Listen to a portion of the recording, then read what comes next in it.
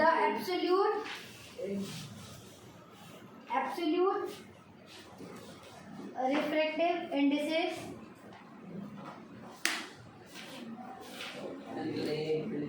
glass and water का glass का दे देगा 3/2, वाटर का 4/3 respectively. If the speed of light in glass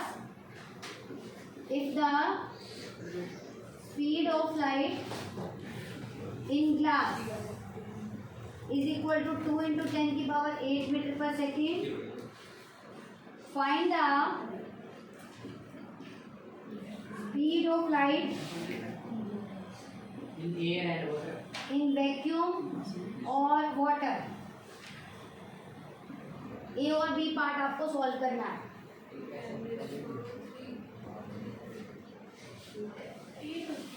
जल्दी से सॉल्व करेंगे. कैसे करेंगे ये बताइए मुझे. स्पीड ऑफ लाइट क्या क्या गिवन है पहले वो लिख लेते हैं. Reflective index of glass n g is equal to 3/2, ऐसे एन डब्ल्यू इज इक्वल टू 4/3 और speed of light in glass को हम वी जी से लिखेंगे. स्पीड का मतलब वो वी, ग्लास किया तो जी लगा दिए, which is equal to 2 into 10 की पावर 8 मीटर पर सेकेंड, है ना. तो ग्लास की दे रखी है. मेरे से पूछा क्या है, speed of light in vacuum. अब वैक्यूम में कैलकुलेट करना है तो वैक्यूम का मतलब तो C/V वाला फॉर्मूला लगाना होगा, है ना. तो यहाँ से मेरे को C की वैल्यू फाइंड करनी है. तो मेरे को N और V की वैल्यू पता होनी चाहिए. तो यहाँ पे ग्लास में मेरे को N और V दोनों की वैल्यू पता है, जबकि वाटर में मुझे नहीं पता. यहाँ पे मुझे यही कैलकुलेट करनी है. ओके, तो यहाँ पे मेरे को n is equal to, n की वैल्यू कितनी लेनी है 3/2. तो यहाँ मैं g वाला लूँगी, w वाला क्यों नहीं लिया. रिफ्लेक्टिव इंडेक्स तो मुझे ये भी पता था, ये भी पता था, इसी का क्यों लेंगे क्योंकि इसका v भी पता है. इसीलिए n is equal to C/V से यहाँ पे v जी क्या हो जाएगा 2 into 10 की पावर 8. क्रॉस मल्टीप्लाई करेंगे 3/2 into 2 into 10 की power 8 which is equal to C. 2 से 2 कैंसिल, याद रहेगा 3 into 10 की पावर 8 मीटर पर सेकेंड. ऐसे ही बात करें यहाँ पे VW की, ये कैसे हो जाएगा सेम फॉर्मूले से n is equal to C/V से. यहाँ पे V की वैल्यू मेरे को कैलकुलेट करनी है तो C की वैल्यू हम यूज कर सकते हैं. अभी हमने कैलकुलेट भी किया और वैसे पता भी होता है, ना. तो यहाँ से आप VW की वैल्यू कैलकुलेट कर लेंगे क्रॉस मल्टीप्लाई. वैल्यू क्या आ रही है भाई सॉल्व करने पर 2.25 into 10 की power 8. Next question, the refractive index of water with respect to air. Write down करें सभी. The refractive index of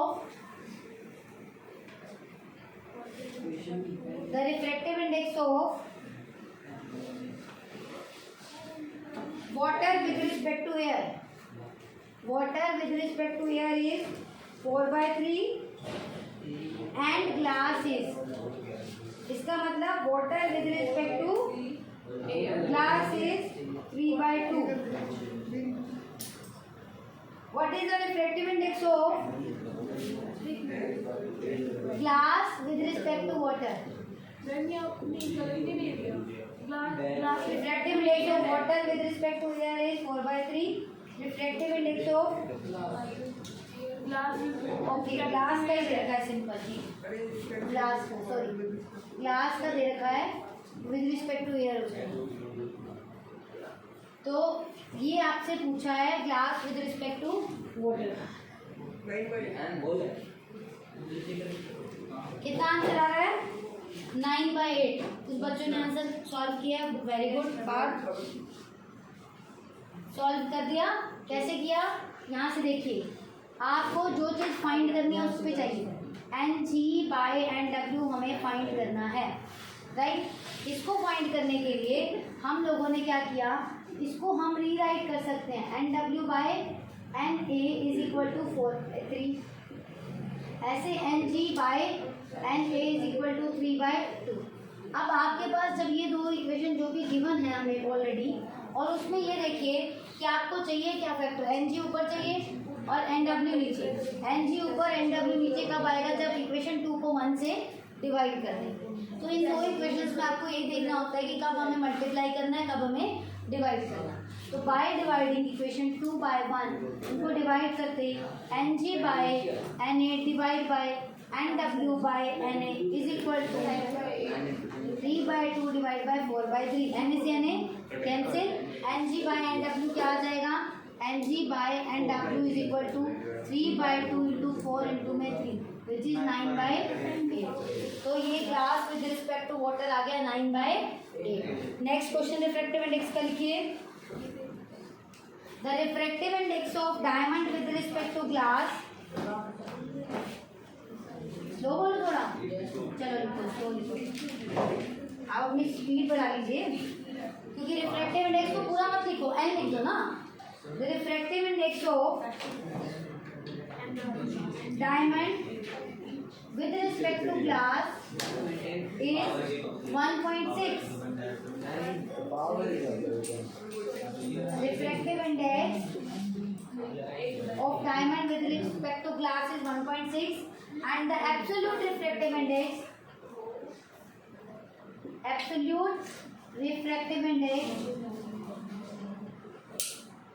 of glass is 1.5. Find the absolute refractive index of diamond.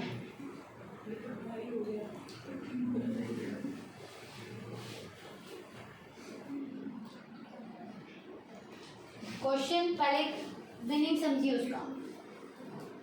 देखो refractive index of diamond with respect to glass, तो refractive index मतलब n, diamond का with respect to glass is equal to 1.6। Equation 1 बन गई, okay यहाँ तक। Second absolute refractive index of glass, glass का absolute का मतलब एयर से कंपेयर किया हुआ है ना। अगर उसने बोल के नहीं बताया एब्सोल्यूट बोल दिया, इसमें क्या समझ जाना चाहिए आपको, वैक्यूम या एयर से कंपेरिजन है, विच इज इक्वल टू 1.5 2.4। ठीक है, फाइंड क्या करना है, refractive index of diamond absolute, absolute का मतलब एयर से डिवाइड कर दो, ये हमें फाइंड करना है। यहाँ तक ओके। तो ये कैसे करेंगे, एन डी ऊपर आ जाए और एन ए, एन डी तो ऊपर आई एन ए नीचे रहे, तो कैसे करेंगे, डिवाइड करें या मल्टीप्लाई करें। अगर मैं दोनों इक्वेशंस को मल्टीप्लाई कर दूं तो जो रिजल्ट मुझे चाहिए वो मिल जाएगा। करके देखिए, n d i n g into में n g by n a, n g से एन जी कैंसिल, और ये मल्टीप्लाई राइट साइड पे भी होगा ना, तो ये आपका आ जाएगा n d by n a is equal to, इनकी मल्टीप्लाई करके क्या आ रहा है 1.6 इंटू 1.5 की मल्टीप्लाई करके आ जाएगा आपका 2. Okay question. नेक्स्ट क्वेश्चन लिखिए, the absolute refractive indices of two media A and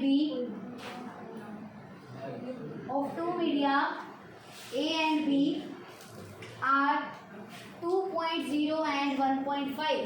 मैं एक बार रिपीट करना, बहुत स्लो हो तुम लोग ना। एन ए क्या लिखोगे, सीधा रिफ्रैक्टिव इंडेक्स 2.0 लिख दो या 2 लिख दो सिंपल, और इसको 1.5 ये दिया हुआ। If the speed of light in medium b, speed of light को लिखने नहीं बैठना, तो शॉर्ट में लिखिए, speed of light in medium b is equal to कितना गिवन है 2 इंटू 10 की पावर 8 मीटर पर सेकेंड। अब फाइंड क्या करना है, speed of light in vacuum, speed of light in vacuum को क्या लिखते हैं सी, और speed of light in medium ए। ऐसा क्वेश्चन हमने अभी थोड़ी देर पहले किया है ना, आप सेम सॉल्व कर लेंगे, सी की वैल्यू करेंगे वही आएगी 3 इंटू 10 की पावर। तो आई थिंक रिफ्रैक्टिव इंडेक्स के न्यूमेरिकल आप लोग कर लेंगे। नेक्स्ट लिखिए क्वेश्चन, इस क्वेश्चन को सभी सॉल्व करेंगे, आंसर मैं बता देती हूँ। सी की वैल्यू तो सेम ही आएगी, सॉल्व अपने आप करना है इस क्वेश्चन को आपने, और वी ए की वैल्यू आएगी 1.5 इंटू 10 की पावर 8। आंसर मैच कर लेना, अगर कोई प्रॉब्लम हो तो आप मुझसे डिस्कस करेंगे। नेक्स्ट क्वेश्चन लिखिए,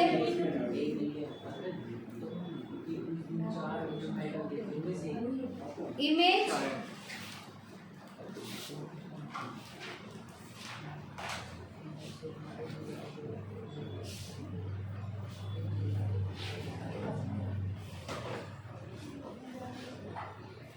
चलो ये क्वेश्चन करने दो। नेक्स्ट लिखो, an object 2 centimetre high, an object, अब पूरा लिखने की जरूरत तो नहीं है, इसको कैसे लिखेंगे?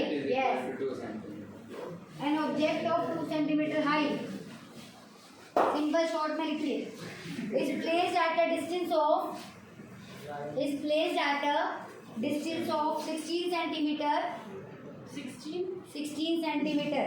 तो इसका मतलब 16 क्या है? प्लस माइनस के साइन हम अभी पहले वैल्यू लिखने के बाद लगाएं। 16 सेंटीमीटर। कौन सा मिरर है? कनकेव। थोड़ा सा हम यहाँ पे ड्रॉ कर लेंगे कि कनकेव मिरर है ताकि उसकी पिक्चर क्लियर रहे दिमाग में। Which produces N real image of 3 centimetre height. तो इसका मतलब हाइट ऑफ इमेज हो गई 3। बट ये कौन सी वाली इमेज है? ये भी लिख लीजिए side. What is the position of image? मेरे को V फाइंड करना है, पोजीशन ऑफ इमेज। पोजीशन मतलब होता है V। इसकी पोजीशन देखो, इस तरह के क्वेश्चन में आपसे क्या क्या पूछ सकता है? पोजीशन, पोजीशन ऑफ ऑब्जेक्ट भी बोल सकता है, पोजीशन ऑफ इमेज भी बोल सकता है। एक अगर पोजीशन ऑफ ऑब्जेक्ट बोला है तो मतलब मुझे क्या फाइंड करना है? और पोजीशन ऑफ इमेज का मतलब ऐसे ही आपसे हाइट या साइज की बात करता है। साइज भी ऑब्जेक्ट का हो सकता है, एचओ। इस क्वेश्चन में आपसे पोजीशन ऑफ इमेज पूछा है, मतलब V पूछा है। And what is the focal length of mirror also? Solve करके बताइए मेरे को जल्दी से।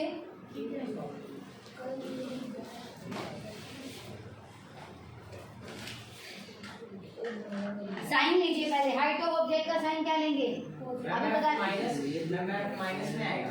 आप बताइए कनकेव मिरर टाइप कहाँ होता है? पॉजिटिव साइड या नेगेटिव? इस मिरर में फोकस कहाँ होता है? लेफ्ट में या राइट में? इस साइड को क्या बोलते हैं? लेफ्ट के राइट? लेफ्ट में। अगर लेफ्ट में है तो फिर नेगेटिव आना चाहिए। माइनस का 6 you always negative. Height of image, अगर वो रियल हाइट कह रहा है तो क्या रहेगा? माइनस का बाय यूजिंग कौन सा फॉर्मूला? Mirror formula. माइनस का 6 आ रहा है। V सॉल्व कर लिया सबने? V की वैल्यू क्या आ रही है जल्दी बताइए? माइनस का 3 माइनस 24 सेंटीमीटर। इसका माइनस नहीं आ रही यार, 24 आ रही है। मिरर के सामने आएगी ना, लेफ्ट साइड में इन्वर्टेड इमेज बनेगी, रियल इन्वर्टेड। चेक करिए जल्दी से फटाफट। मैग्नीफिकेशन में माइनस का फॉर्मूला लगाया? जिन बच्चों ने माइनस का साइन नहीं लगाया उनकी मिस्टेक होगी। M is equal to minus V by u होता है, which is equal to HI by HO। Mirror formula use करेंगे 1 by F equal to 1 by V plus 1 by. इसका यूज करके तो फोकल लेंथ फाइंड हो जाएगी, part number 2 है ना। और इस फॉर्मूले का यूज करके मैग्नीफिकेशन, क्योंकि मेरे को U H और HI, U HI और HO मैग्नीफिकेशन वाले फॉर्मूले में यूज होता है, इसीलिए हम मैग्नीफिकेशन वाला फॉर्मूला लगाएंगे और यहाँ से हम किसकी वैल्यू फाइंड करेंगे? V की। और यहाँ माइनस लगाना मत भूलिएगा, तभी आप बच्चों के माइनस की गलती आ रही है। तो V आपका सॉल्व करने पर करोगे मैं सॉल्व? V की वैल्यू क्या आ जाएगी? Minus 24 centimetre. ऐसे F कितना आ रहा है? F बताइए। माइनस 48/5 मीन्स माइनस 9.6 आ जाएगी।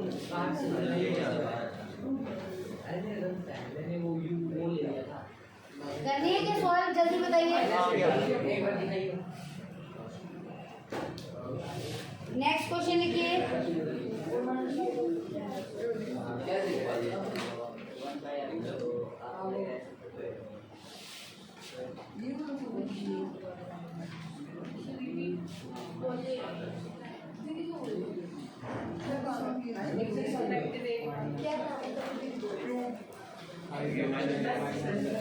आपको ना अब की बार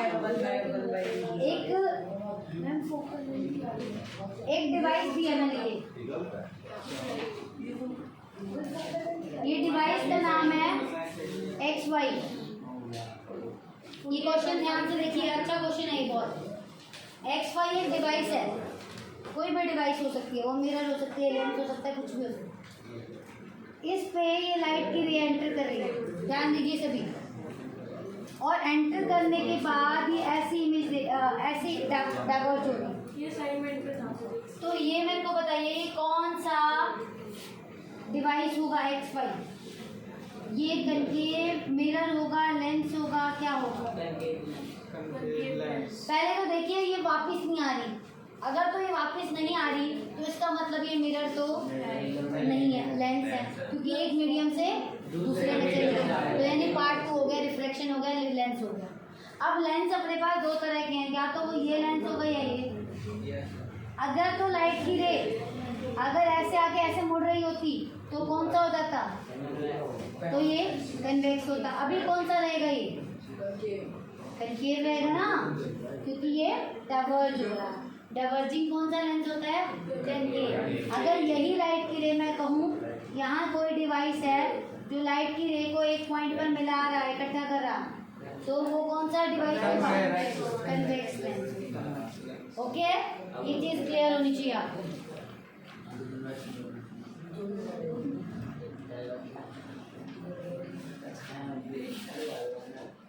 नेक्स्ट लिखिए, what will happen to a ray of light?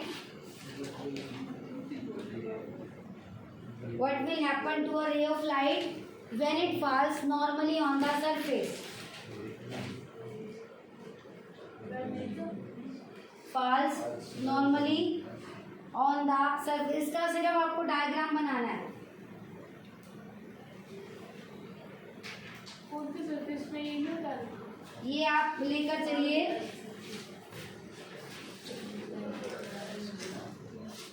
एक एयर ले लीजिए और एक ग्लास ले लीजिए।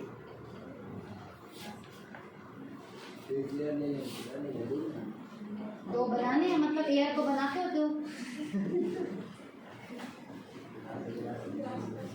ये लाइट की रे, तो कैसे बनाएंगे? इसमें रिफ्लेक्शन कैसे दिखाओगे? क्या यहाँ पे रिफ्लेक्शन होगा? नहीं होगा। नॉर्मली जाएगा। यस, तो ये हमारी कौन सी रे है? Incident ray. अगर मेरे को नॉर्मल ड्रॉ करना है तो नॉर्मल भी इसी के ऊपर ही हो जाएगा, 90 पे, है ना। और अगर ये लाइट की रे सीधा जा रही है, क्योंकि आई क्या हुआ? 0, तो आर भी क्या हो जाएगा? 0। तो ये बिना मुड़े सीधा चली जाएगी। नेक्स्ट क्वेश्चन, आपने ना, मैं एक डायग्राम बना रही हूँ, उसको कंप्लीट करना है। इस डायग्राम को कंप्लीट करना है।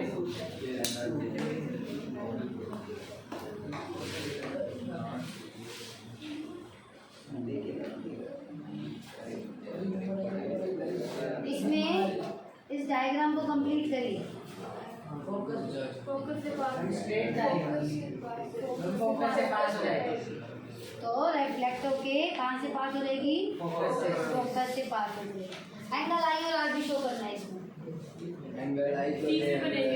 यस, सेंटर से इस पॉइंट पे नॉर्मल ड्रॉ करेंगे तो ये हो जाएगा इंसिडेंट वाला आई, और ये हो जाएगा। Okay, next question, state 2 position in which concave mirror produces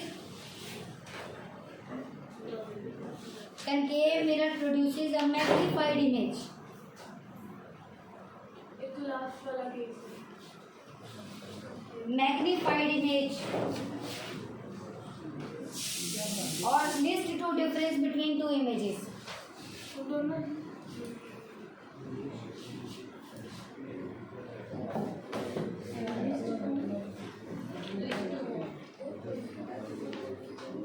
उन दोनों में आप डिफरेंस भी बताइए। कौन से मिरर की बात हो रही है? टोकन के मिरर की बात हो रही है। आपसे क्या बोला है, इमेज कैसी मिले? मैग्नीफाइड मतलब बड़ी इमेज। तो वो दो केस कौन से हैं जब आपको ऑब्जेक्ट की इमेज जो है बड़ी हो जाएगी?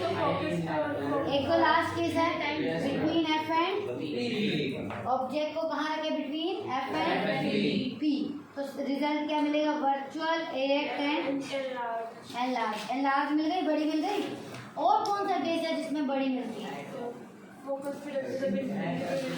एट एफ पे हाईली इंफिनिटी हो जाती है, वो केस करने दो। और कोई बताओ?